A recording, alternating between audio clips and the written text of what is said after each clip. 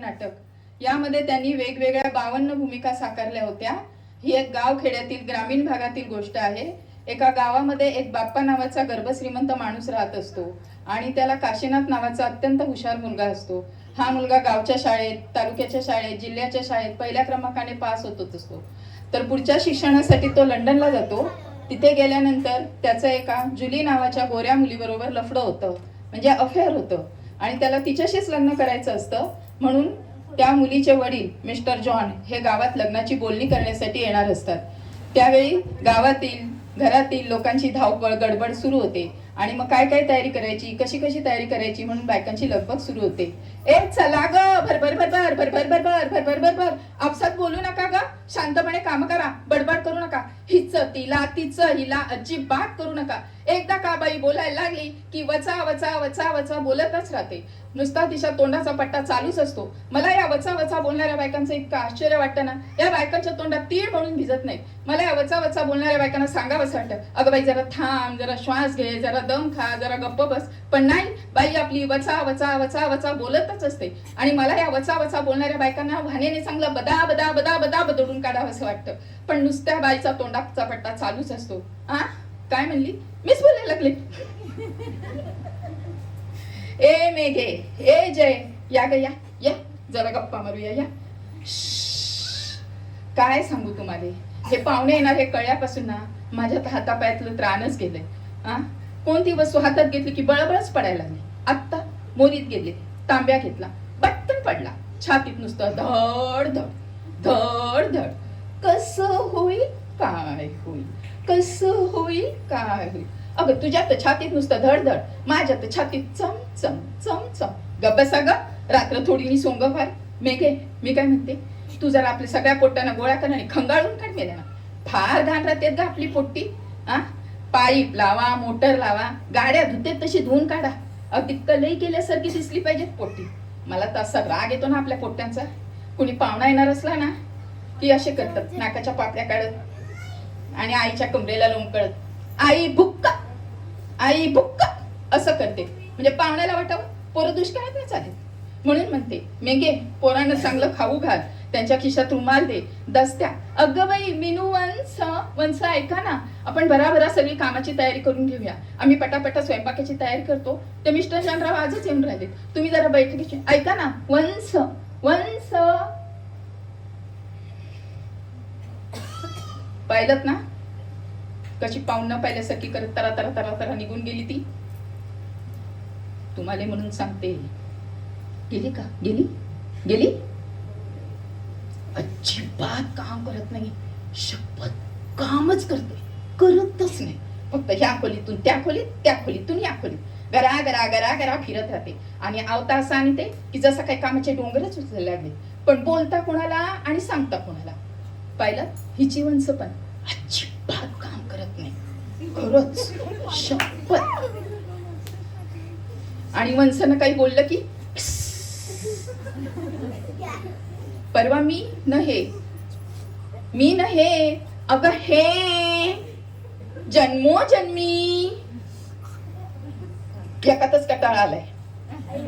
हे हसल्या त्यांना पण, हे नाही हसले त्यांना पण, पण त्यांचं कारण वेगळं आहे, उगाच पोराबाळांसमोर नको सांगाय, जाऊ दे। तर मी काय म्हणत होते,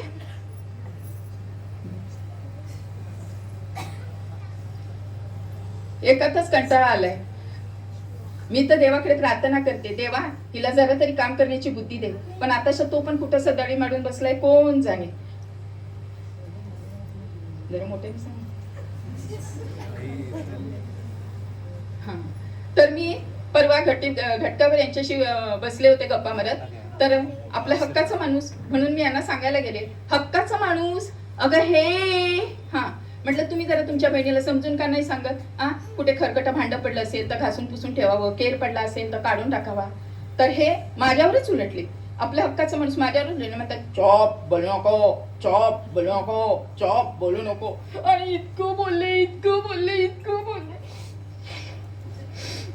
तरी मी माझ्या बापूला सांगत होते मला ह्या घरात देऊ नका, देऊ नका। तर बापू पाठीवरून हात फिरू फिरू म्हणले, भांडूपचा जावई आहे, भांडूपचा जावई आहे, असला भांडूपचा जावई, बट्टा घेर पोकळ वासा, जाऊ दे। आली का ग, आली हा आली घाबरते मी पण आली तर सांग जरा. आणि हिचं म्हणजे कसं माहितीये का, कुठेही काही चांगलं झालं ना की माझ्यामुळे झालं, कुठेही काही कधी चांगलं घडलं की माझ्यामुळे घडलं. सगळा मोठेपणा स्वतःकडे घ्यायचा असतो. आता महाराष्ट्रात भाजपचं सरकार आलं, माझ्यामुळे आलं. आपला तो सर्वोदय सोसायटीचा अब्दुल सचिन राणे हो, त्याची म्युझिक सिस्टीम कधी काही चुकून माकून जर व्यवस्थित चालली माझ्यामुळे चालली.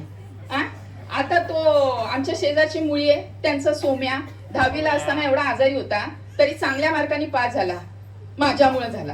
हिच्यामुळं हिला एसटीच्या पाट्या नीट वाचता येत नाही, पटुंबा असं उलट वाचिते, पण सगळं कुठे काय झालं की माझ्यामुळे झालं. इतकंच कशाला, आता पूजाला बसलेले परशा आणि समा यांना लेकरू झालं. असं वाटतं ना की एक सांदेशी आली, अगं बाई मीनू वंसा. तर अशा पद्धतीने लग्नाची तयारी होते, मिस्टर जॉन येतात, लग्नाची बोलणी होतात आणि वराड लंडनला जाण्यासाठी बैलगाडीतून, एसटीतून, रेल्वेतून प्रवास करत करत मुंबई विमानतळावर पोहोचतो. मुंबई विमानतळावर पोहोचल्यावर तिथल्या सिक्युरिटी एजंट चेकिंग मधून जात जात जात प्रत्यक्ष विमानाजवळ सगळं वराड पोहोचतं. आणि ते प्रचंड बूम बघितल्यानंतर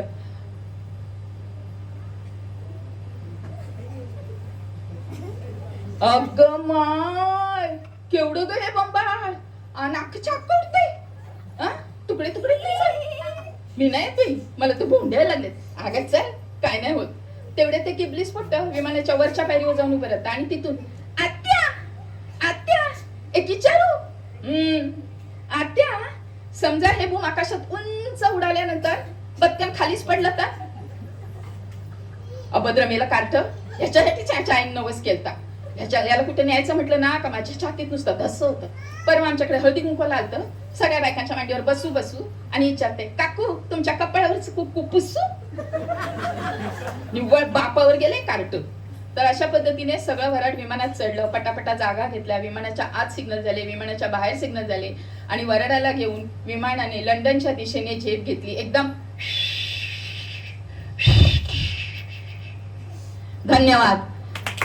मी केवळ मनोरंजन या हेतूने सोसायटीतल्या लोकांची नावं घेतली आहेत, कोणाच्याही भावना दुखावण्याचा हेतू नव्हता. भावना दुखावल्या असल्यास मी दिलगिरी व्यक्त करते. धन्यवाद.